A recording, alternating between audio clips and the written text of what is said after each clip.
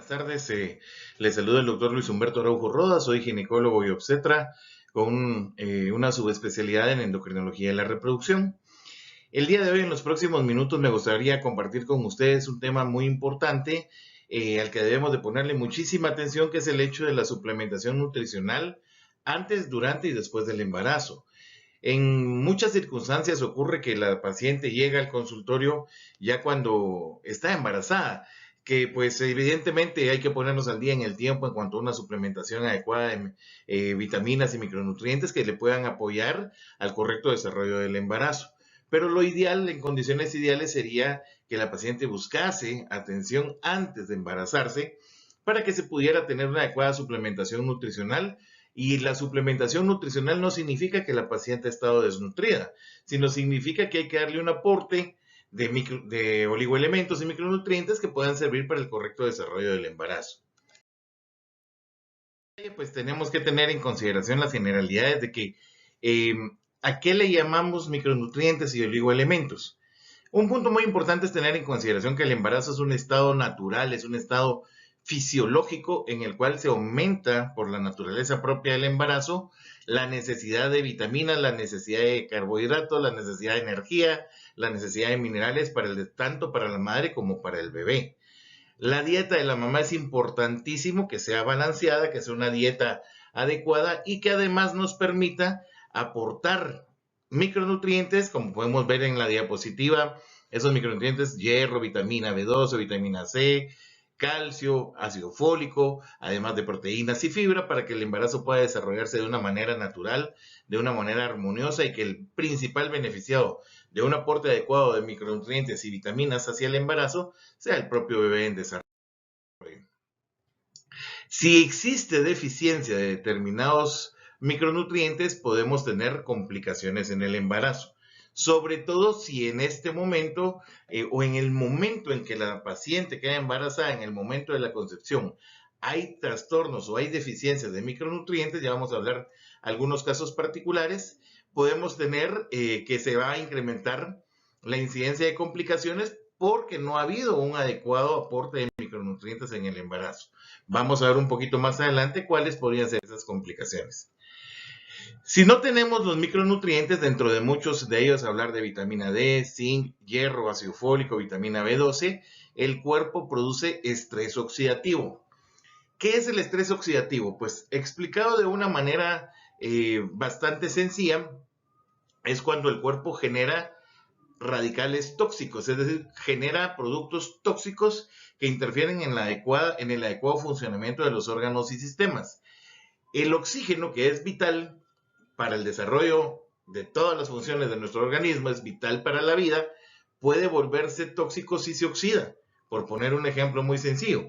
Entonces, si nosotros tenemos disminución o insuficiencia de micronutrientes, se empiezan a producir radicales tóxicos, que hay 4 conocidos, que no vamos a entrar en detalle sobre los nombres, pero que lo que hacen es degenerar el cuerpo, producir daño celular. La célula vive menos tiempo y el tiempo que vive es menos eficiente para poder ejercer sus acciones celulares y por lo tanto tenemos daño a los tejidos. Específicamente hablando desde el punto de vista de la reproducción, el estrés oxidativo nos puede provocar deficiencia de fertilidad, o sea, pacientes que no logran quedar embarazadas o que han logrado quedar embarazadas pero tienen pérdidas tempranas. Dicho sea de paso, pues no es la única causa la deficiencia nutricional de pérdidas tempranas, son múltiples las causas que existen, pero la deficiencia de micronutrientes puede coadyuvar a que estas pacientes puedan tener mayor tasa de pérdidas en el embarazo. Hay algunas patologías que son como que características de un estado de estrés oxidativo generalizado, como el síndrome ovario poliquístico, en el cual una de sus características manifiestas es que la paciente tiene dificultades para lograr concebir y además de ello, de dificultades para lograr concebir, tiene una tasa mayor de abortos, una tasa mayor de partos prematuros, una tasa mayor de bebés que nacen antes de tiempo. Y obviamente, si tenemos corregido este estrés oxidativo antes que la paciente quede embarazada, pues podremos lograr mejores resultados durante la gestación. En el año 2016, la Organización Mundial de la Salud emitió su última recomendación sobre cuidados prenatales. Hasta ese año se recomendaba únicamente la suplementación de hierro y ácido fólico y se consideraba que esa suplementación de hierro y ácido fólico pues resultaba suficiente para que la paciente tuviera un adecuado aporte de oligoelementos. Evidentemente, suplementar hierro y ácido fólico es importante, por supuesto que sí. Además de importante, más que importante, les diría yo, es absolutamente necesario suplementar hierro y ácido fólico para que la paciente y el bebé en desarrollo, sobre todo el bebé en desarrollo, pueda tener un adecuado aporte.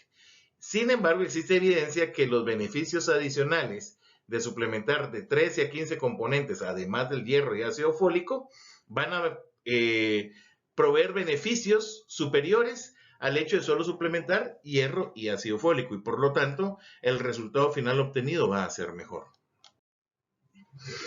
En medicina se basa mucho de la conducta médica en una tendencia de investigación que se llama medicina basada en evidencia. Eso quiere decir que lo que se han hecho estudios para demostrar que los resultados que se obtienen de estos estudios realmente me sirven para poderle decir a las pacientes, mire, puede utilizar la suplementación de microelementos.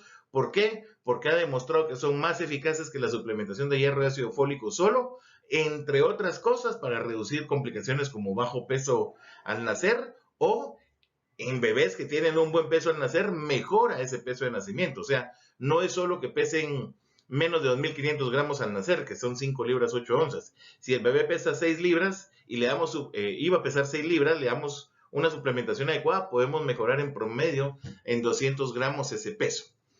El peso de los infantes al nacer es más alto en las mamás que recibieron micronutrientes. O sea, eso es ya un hecho innegable en donde se compararon madres con suplementación de micronutrientes y madres que no recibieron suplementación de micronutrientes o solo la combinación de hierro y ácido fólico. Y el resultado final fue que las madres que recibieron múltiples micronutrientes, 13 a 15 micronutrientes, van a tener mejor peso al bebé al nacer, los bebés que han sido adecuadamente suplementados. Bueno, ¿qué puede hacer la suplementación de un micronutriente? Específicamente hablando en la gestación, aumentar la probabilidad de embarazo espontáneo en pacientes sanos. O sea, la paciente que está buscando un embarazo, que no ha planificado o que ha dejado de planificar con la idea de buscar una gestación, que llega al consultorio, idealmente 3 meses antes de buscar ese embarazo, y se le empieza una adecuada suplementación de micronutrientes, su tasa de fertilidad va a mejorar. En las pacientes que están en tratamiento de infertilidad o que están bajo técnicas de reproducción asistida, tanto de alta como de baja complejidad, las tasas de embarazo también van a mejorar. Cuando logramos restaurar los niveles mínimos o llegar a niveles ideales de micronutrientes, aumentamos, como mencionaba, la tasa de embarazo, la paciente tiene un mayor número de ovocitos de buena calidad. El ovocito es la estructura del ovario adentro de la cual se encuentra el óvulo. Cuando la paciente ovula, el ovocito es ya maduro, y ese ovocito ya maduro es el que va a ser fecundado para un posterior embarazo. La adecuada suplementación de micronutrientes restaura además o elimina o reduce el estrés oxidativo, y por lo tanto se dejan de producir sustancias tóxicas que potencialmente puedan dañar el correcto desarrollo del embarazo y el correcto desarrollo o la posibilidad de un correcto desarrollo gestacional adecuado. Existen diversos esquemas. Aquí vamos a platicar del esquema de los primeros 1000 días de suplementación. ¿Qué son esos primeros 1000 días? Tenemos que ubicarnos en diferentes circunstancias o diferentes escenarios. Antes de la concepción, muchos hombres y mujeres tienen dificultades para satisfacer las necesidades nutricionales. Por lo tanto, es importante que esa suplementación llegue de manera adecuada, y los primeros 1000 días se refiere a que la suplementación debe darse antes del embarazo, los 270 días del embarazo, o sea, desde el primer trimestre, en donde tenemos más de 4000 defectos del nacimiento conocidos por defectos nutricionales. Si esos defectos nutricionales han sido corregidos adecuadamente con la oportuna suplementación de micronutrientes, estamos reduciendo la posibilidad de 4000 probables enfermedades o defectos del nacimiento. Vamos a ver un poquito más adelante algunos de ellos, pero en general se ha demostrado que por deficiencias nutricionales pueden haber más de 4.000 enfermedades. Si tenemos una suplementación adecuada, pues lógico es que lo vamos a reducir. Además de ello, o la importancia principal en el primer trimestre es que es el tiempo de formación. El embrión, que son las primeras 8 semanas de vida, es el tiempo en el cual el bebé se va a formar.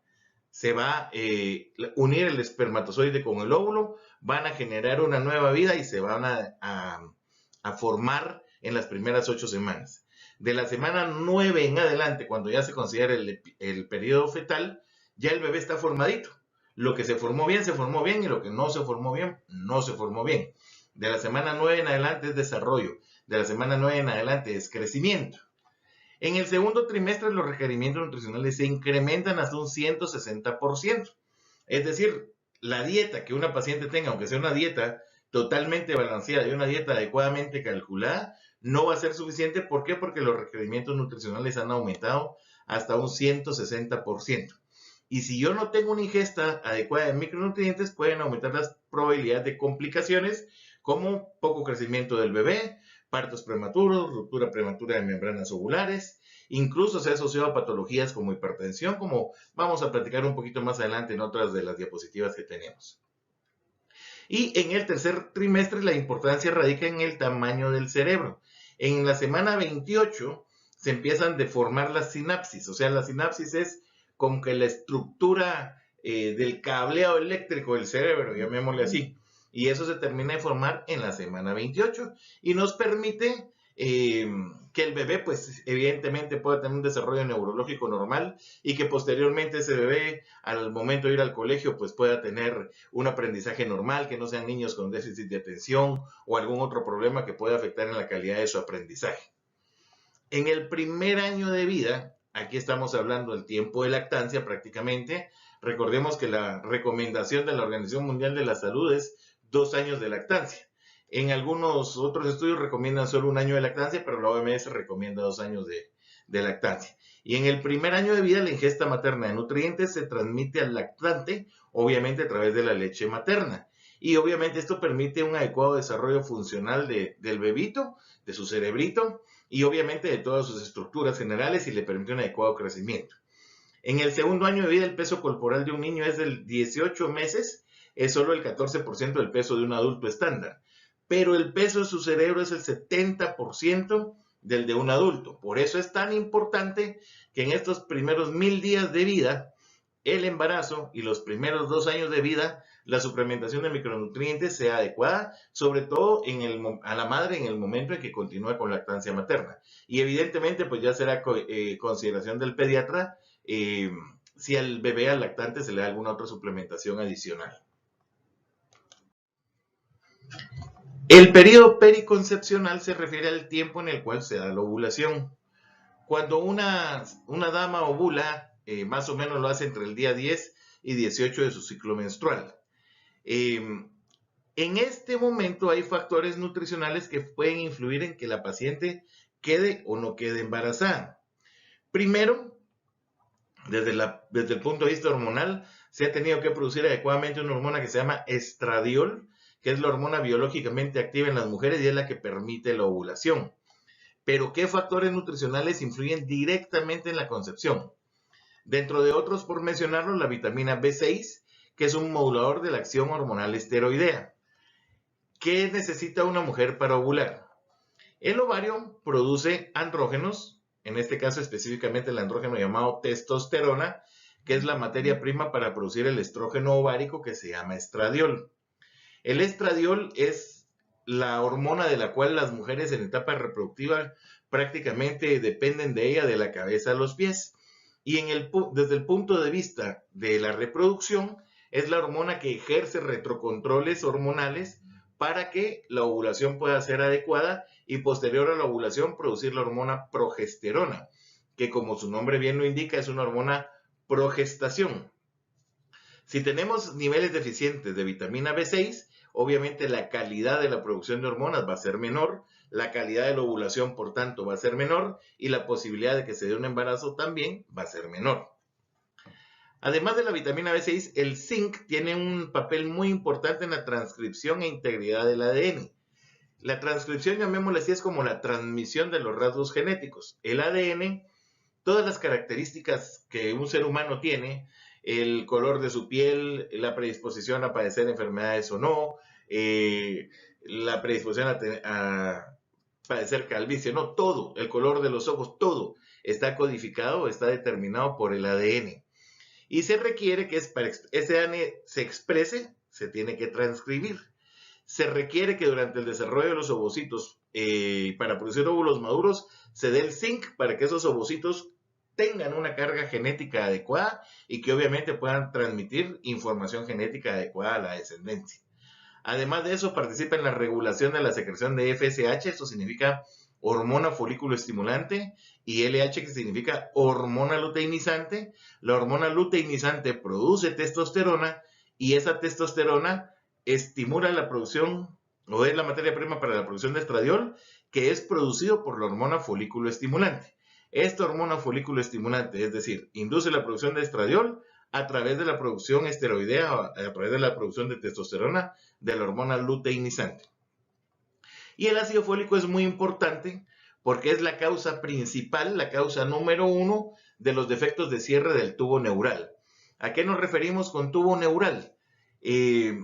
Toda la estructura del sistema nervioso central, es decir, el cerebro, la columna, la médula espinal, se cierra en las primeras 4 semanas de vida. Si no hay un adecuado nivel de ácido fólico, puede permanecer abierta una parte de ese sistema nervioso central. En este caso, los pacientes o los niños que padecen de hidrocefalia, por ejemplo, los niños que padecen de espina bífida, de mielomeningocele, que son defectos de cierre de la columna, la causa principal por la cual eso sucede es por la deficiencia de ácido fólico. Y si tenemos una suplementación oportuna y niveles oportunos de ácido fólico, pues evidentemente tenemos menor posibilidad de que se den defectos de cierre del tubo neural. Como mencionábamos previamente en el periodo periconcepcional, si la paciente no tiene una suplementación de micronutrientes adecuado, vamos a tener la producción de productos tóxicos derivados de las estructuras que son derivadas del oxígeno, radicales tóxicos del oxígeno. ¿Qué hacen esos radicales tóxicos por este estrés oxidativo? Pues a nivel, son predispuestos por algunos factores. O sea, importante la cita antes del embarazo porque ahí es donde nosotros tenemos que ver si la paciente tiene factores de riesgo para el estrés oxidativo, que son múltiples, pero por mencionar algunos, pacientes obesas, pacientes que consumen drogas, que consumen cigarrillos, pacientes que consumen alcohol, pacientes con sedentarismo, ellas pueden tener más riesgo de estrés oxidativo. Y eso nos produce una calidad de ovulación menor, una ovulación diferente, y se asocia a enfermedades como síndrome ovario poliquístico, preeclampsia, diabetes gestacional, y posteriormente a eso puede haber el desarrollo de enfermedades posteriores al embarazo, como hipertensión crónica y diabetes mellitus. Los micronutrientes antioxidantes ayudan a proteger contra ese estrés oxidativo. ¿Y qué micronutrientes antioxidantes tenemos? Pues varios de los más importantes por mencionar.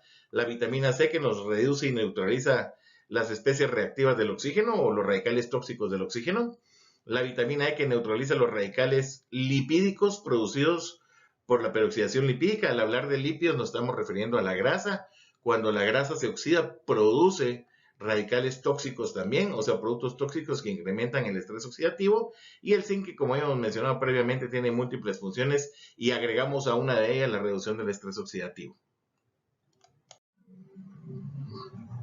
Bueno, ¿cuáles son los micronutrientes? Pues existen fórmulas, en este caso la fórmula de Natel con multimicronutrientes, en donde las vitaminas y minerales juegan un rol de suma importancia en la etapa prenatal y durante el embarazo.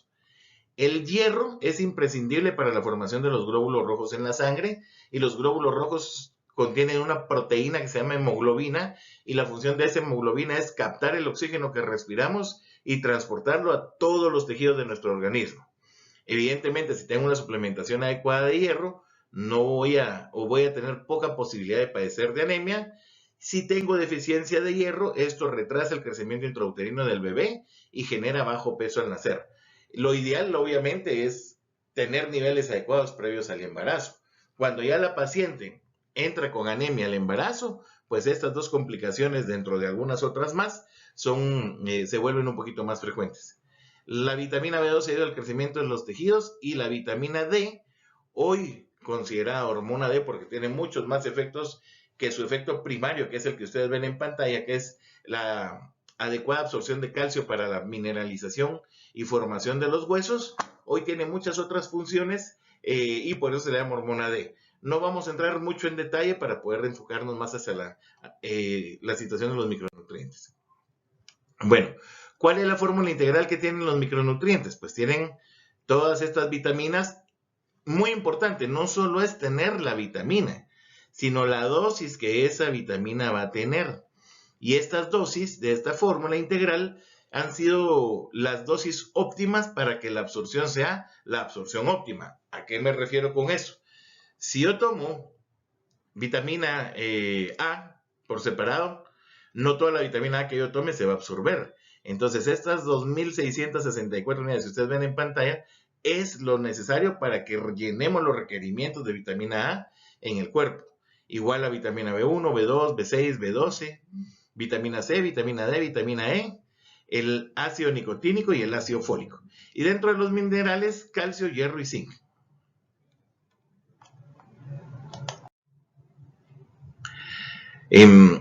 Vemos las funciones que tienen los micronutrientes. Ya mencionamos desde la concepción hasta la semana 8, es el desarrollo embrionario, y las vitaminas ya listadas previamente tienen un importante rol en la formación de ese bebé.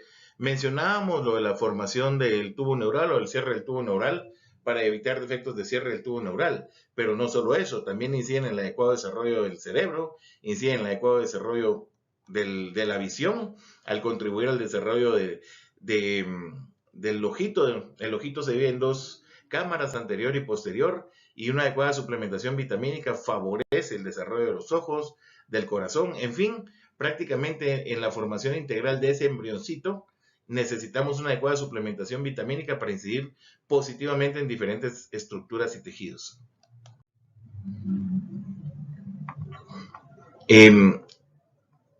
Insistimos en el desarrollo del embrión, que se va a dar a través de la adecuada suplementación de las vitaminas. Además de ello, los minerales van a favorecer, dentro de otras estructuras, hablando del desarrollo embrionario, también la formación de los huesos, la formación adecuada del espacio medular, la médula ósea que está en los huesos largos para la producción adecuada de hemoglobina a través de la adecuada suplementación de hierro y el transporte de oxígeno a los tejidos. O sea, aquí vemos cómo en conjunto, tanto las vitaminas como los minerales van a coexistir para proveer un beneficio adecuado hacia nuestros bebés.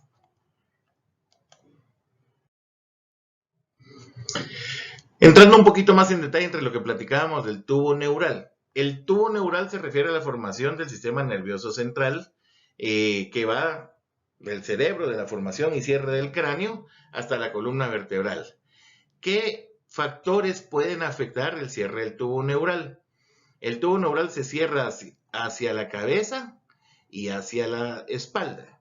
El más importante, el más conocido de todos, es el estado nutricional por la suplementación de ácido fólico. Hoy se sabe que hay otras situaciones que pueden afectar el cierre adecuado del tubo neural, como la producción de sustancias tóxicas. Por ejemplo, cuando se cocina con leña se produce una sustancia que se llama fumonicina. Eso también le pasa o lo tienen las personas que fuman o están expuestas al humo del cigarrillo.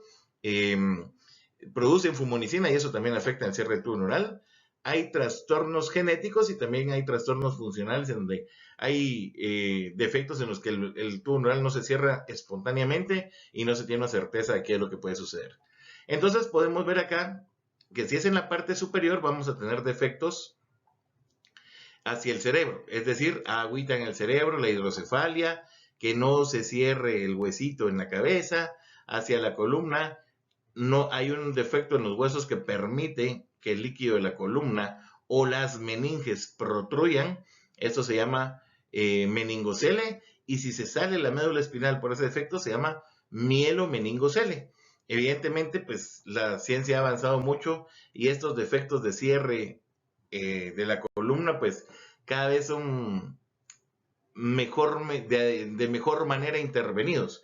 Incluso ya hay una experiencia en Guatemala, o empieza a haber experiencia en Guatemala, para incluso cerrar estos defectos cuando el diagnóstico se hace correctamente intraútero.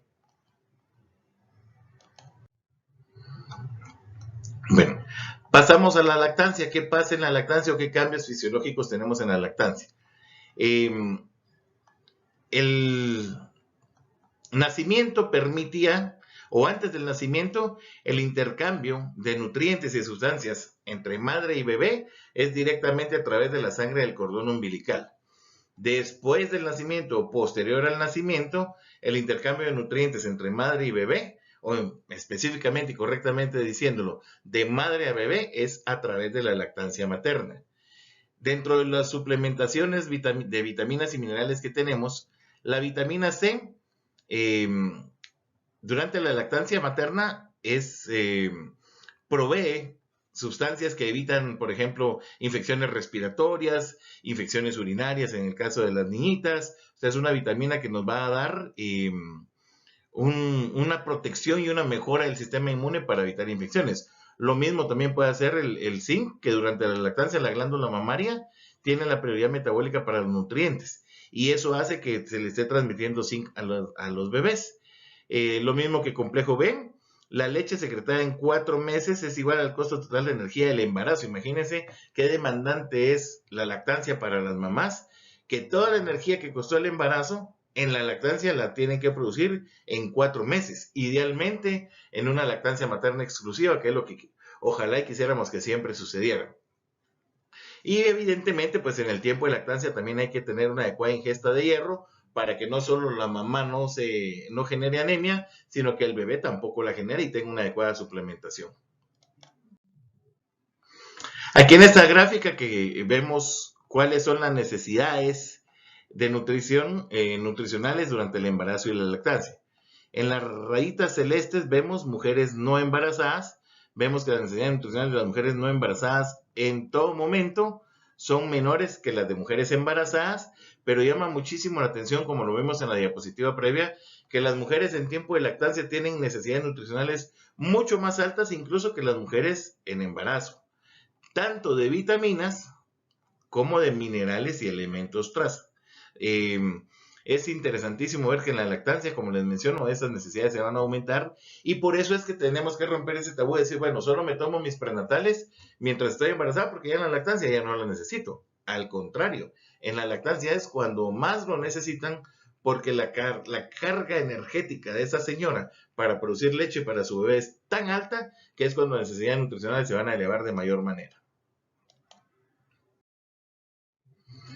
Bueno, toda madre, padre e hijo tienen el derecho de beneficiarse de los avances científicos y tecnológicos que permitan proteger su salud y vigilar y proteger el curso de la vida futura. Esa es una frase muy interesante, porque tenemos derecho a eso, y además de eso, afortunadamente, la ciencia ha avanzado tanto que nos permite tener opciones de tratamiento muy oportunas, muy adecuadas, para desde el punto de vista nutricional proveer el adecuado aporte de micronutrientes a la madre durante la gestación y a la madre y al bebé durante el tiempo de lactancia.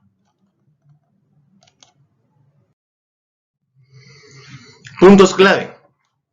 Tenemos que tener bien claro que los micronutrientes como el zinc, hierro, vitaminas A, C, D y E tienen un gran impacto en la respuesta inmune. Por eso es que las madres que han sido adecuadamente suplementadas y siguen siendo adecuadamente suplementadas en el tiempo de lactancia tienen hijos más sanos, hijos que se enferman menos, hijos que crecen mejor. Eso nos se da porque estos micronutrientes evitan el estrés oxidativo. Y obviamente al evitar el estrés oxidativo, evitan la acción de productos tóxicos, evitan la muerte celular prematura, porque evitan el estrés oxidativo. Por otro lado, la deficiencia en micronutrientes en la etapa perinatal se asocia con efectos a largo plazo en el desarrollo postnatal, como inmunodeficiencia y mayor susceptibilidad a infecciones. Los nutrientes y los factores de crecimiento presentes en la leche materna son reguladores e inductores específicos de la respuesta inmune innata. Los niveles adecuados de micronutrientes en la leche materna con la vitamina A y D favorecen la integridad y función inmune de la mucosa intestinal de los neonatos. ¿Qué hace esto o qué significa esto? Al tener una adecuada respuesta inmune en la mucosa intestinal, se tienen menos infecciones intestinales. Es menos la posibilidad de que un bebé pueda enfermarse de diarrea si tiene una adecuada suplementación nutricional que si no la tuviera.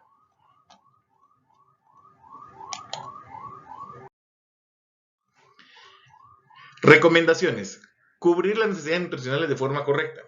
Tomar un suplemento para el embarazo desde el momento en que esté embarazada o idealmente mínimo 3 meses antes. Ejercitarse regularmente, controlar la dieta, evidentemente no fumar, no alcohol y tratar de reducir el estrés externo, el estrés del entorno. Guías importantes de salud para mujeres embarazadas. Importante que controles tu peso durante el embarazo, así que trata de llevar una dieta de calidad. La ganancia normal de peso de la mujer embarazada va por trimestres, depende del trimestre en el que estemos hablando. En las primeras 13 semanas, que es el primer trimestre, muchas veces no se gana peso, incluso puede haber una pequeña pérdida de peso, sobre todo en aquellas pacientes que tienen problemas de náusea y vómitos. Después del primer trimestre ya se empieza a ganar peso y es más o menos un promedio de 300 gramos en cada semana del segundo trimestre y de 300 a 400 en el tercer trimestre. De tal suerte que la mujer en promedio en el embarazo debe de ganar de 15 a 45 libras. Eso depende de muchos factores también, la genética de la paciente, la nutrición, su índice de masa corporal, pero son como parámetros generales. Consejos especiales, como mencionamos previamente, pues evitar tomar alcohol, evitar el consumo de ciertos alimentos como quesos blancos, embutidos, mariscos crudos, huevos crudos, patés, etc. Unos por su proceso de conservación pueden tener productos que podrían ser potencialmente nocivos para la madre y otros por el riesgo de infecciones. Evidentemente, al comer ciertos alimentos crudos o comer mariscos crudos o el exceso de quesos blancos, puede haber un mayor riesgo de infecciones intestinales. Hay que verificar los medicamentos que se consumen. Se recomienda el consumo de pescado por los nutrientes que el pescado tiene, particularmente los aceites esenciales, y reducir el consumo de productos que pudieran ser potencialmente tóxicos para el desarrollo adecuado del embarazo. Durante el embarazo, las deficiencias de nutrientes como calcio, ácido fólico, vitamina B6, C y E se han asociado con partos prematuros, bajo peso al nacer y la complicación más grave de la hipertensión durante el embarazo, la preeclampsia. Esto lo prevenimos si tenemos una cobertura adecuada de las necesidades nutricionales de la paciente antes, durante y después del embarazo. Muchas gracias por su atención. Espero que los comentarios hayan sido de utilidad y los aportes puedan servir para el adecuado control prenatal de una paciente. Un gusto saludarles y hasta luego.